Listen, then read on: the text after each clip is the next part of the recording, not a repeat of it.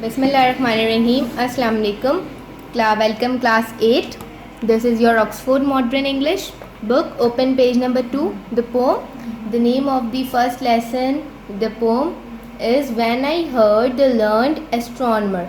Learned, why we are using apostrophe here instead of E. Why we use apostrophe here?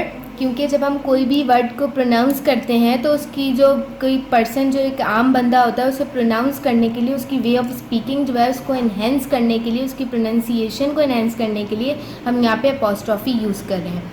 Okay, before starting this poem you must know some words. Okay, number 1, astronomer. Astronomer एक ऐसा person होता है, एक ऐसा scientist होता है जो कि स्टार, मून्स, प्लैनेट और ऑब्जेक्ट्स के बारे में स्टडी करता है जो कि स्पेस में प्रेजेंट होते हैं. Number 2, learn. Learn means well educated. एक ऐसा पर्सन जिसके पास बहुत सारी इंफॉर्मेशन है, जो कि फुली एजुकेटेड है with the knowledge. Number 3, lectured. Lecture is a talk और प्रेजेंटेशन. एक लेक्चर जो आपको एक टीचर आपको एक्सप्लेनेशन डिलीवर कर रही होती है वही बेसिकली आपका लेक्चर होता है. लेक्चर रूम, जिस जगह पे आपको लेक्चर डिलीवर किया जाए, that is called the lecture room. Number second last, mystical. Mystical means basically सूफियाना. एक ऐसी चीज़ आपको जो इंस्पायर करे, फैसिनेशन मतलब आपको बहुत ज़्यादा इंटरेस्ट शो करे, that is called mystical. Proof, evidence means सबूत. Okay, let's start the poem. This poem is written by the author. The name of the author poet is Walt Whitman. Okay, when I heard the learned astronomer. When I is the poet in this poem. I is poet in this poem. Okay, when I heard the learned astronomer. Basically मुझे एक summarise वे में आपको बताने दीजिए कि pome हो, इस pome में आपको क्या बताया गया. Then afterwards I will read this poem. Okay, basically यहाँ पर एक पोइट है और वो आपको बता रहे हैं कि एक लेक्चर रूम में जो है पोइट बैठे हुए हैं बहुत सारी ऑडियंस के साथ, और वहाँ पर एक एस्ट्रोनॉमर भी प्रेजेंट है जो कि बहुत सारे अपनी जो एस्ट्रोनॉमर है अपनी जो हिस्ट्री है स्टार, मून्स, प्लैनेट और जो बहुत सारे ऑब्जेक्ट स्पेस में मौजूद हैं उन सब के बारे में उन पीपल्स को, उन ऑथर और पोइट को इन्फॉर्मेशन दे रहा है, उसके बारे में लेक्चर डिलीवर कर रहा है. लेक्चर रूम में बैठ के पीपल्स को दे रहा है और जो बंदे हैं, जो लोग वहाँ पे बैठे हैं, बहुत सारे पीपल्स जो हैं वो इस लेक्चर को बहुत ज़्यादा इन्जॉय कर रहे हैं और एप्लॉजिंग हो रही है, वहाँ पर एप्रिसिएशन शो कर रहे हैं टुवर्ड्स दी एस्ट्रोनॉमर. अब जो पोइट हैं वो भी वहाँ पे बैठे हैं और वहाँ पर वो भी उनकी एक्सप्लेनेशन, उनके लेक्चर को सुन रहे हैं. और वो जो एक्सप्लेनेशन और जो लेक्चर अपना डिलीवर कर रहे हैं with the help of proof, वो किसी सबूत और एविडेंस के थ्रू से प्रूफ कर रहे हैं. जो डायग्राम शो कर रहे हैं वो मैथमेटिकली भी प्रूवन है और साइंटिफिकली भी प्रूवन है. मतलब कि वो कोई ऐसी बात नहीं कर रहे जिसमें आपको डाउट फील हो, वो विद प्रूफ जो है उस बात को एक्सप्लेन कर रहे हैं. पोइट शुरू में उस लेक्चर्स को और इस लेक्चर को एंजॉय करते हैं.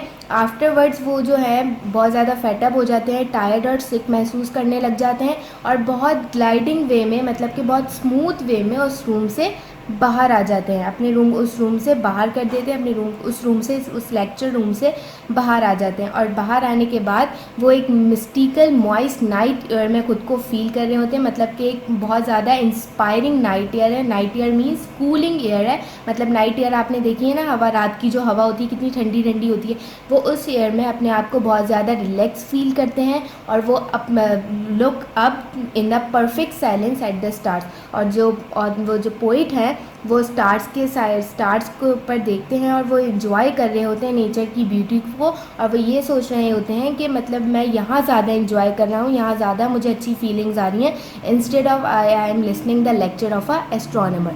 Okay, when I heard the learned astronomer. जब पोइट ने एस्ट्रोनॉमर के लेक्चर को सुनना शुरू किया.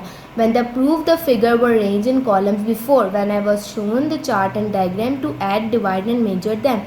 पोइट ने क्या सुनना शुरू किया, एस्ट्रोनॉमर के लेक्चर को सुनना शुरू करा और जो एस्ट्रोनॉमर है वो अपने लेक्चर्स को with the help of proof जो है वो ऑडियंस तक डिलीवर कर रहा है. How soon unaccountable means unexplained.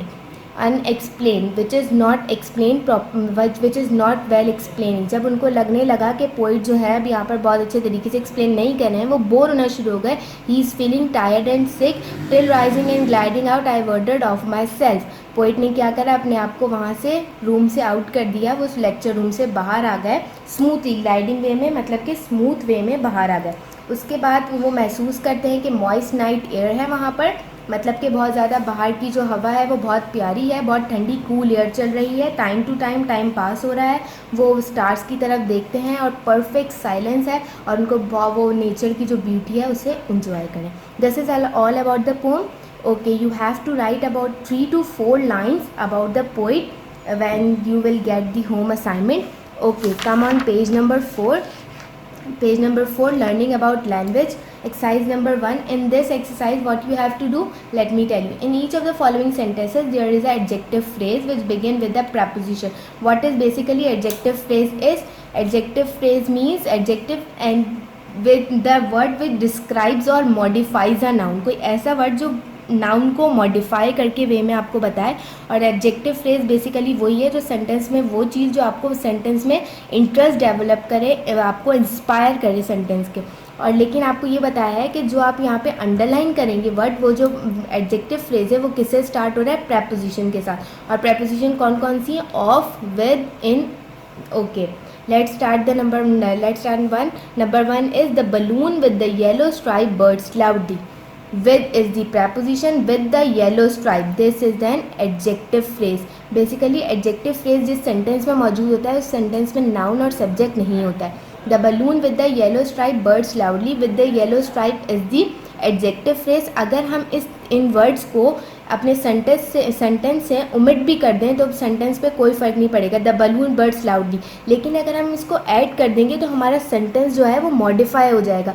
Just like the balloon with the yellow stripe birds loudly, balloon जो है वो बहुत बर्ड्स लाउडली तो बर्ड्स हुआ है, लेकिन उसके कलर ने, उसकी स्ट्राइप्स ने उसको सेंटेंस को क्या कर दिया, इन्हेंस कर दिया।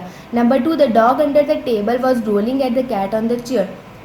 The dog under the table was rolling at the cat on the chair. Under the table, under is the preposition, under the table। अगर हम इसे अपने सेंटेंस से ओमिट भी कर दें हमारे सेंटेंस पे कोई फ़र्क नहीं पड़ेगा, लेकिन अगर हम इसको ऐड कर देंगे तो हमारा सेंटेंस जो है वो इन्हेंस हो जाएगा, मॉडिफाई हो जाएगा। Number 3, two cells in the distance from the border between the two countries. Between is the preposition, between the two countries. The driver of the tractor slow down and stop. Of is the preposition, of the tractor is the adjective phrase. We went to visit the man with the large garden. We went to visit the man with the large garden. Went to visit. This is the preposition. Okay. She spoke to the woman in the green dress yesterday. What is the adjective phrase in this sentence? In the green dress. This is the preposition or adjective phrase in this sentence. Okay, the love between mother and child is very strong. Between mother and child, this is the adjective phrase and it is starting with the preposition. The artist's painting of the sea and the hill was sold for a vast sum. Which is the adjective phrase in this sentence? Okay, of the sea and the hills. This is the adjective phrase and it is starting with preposition. This is all about the poem. Hope you will understand the poem.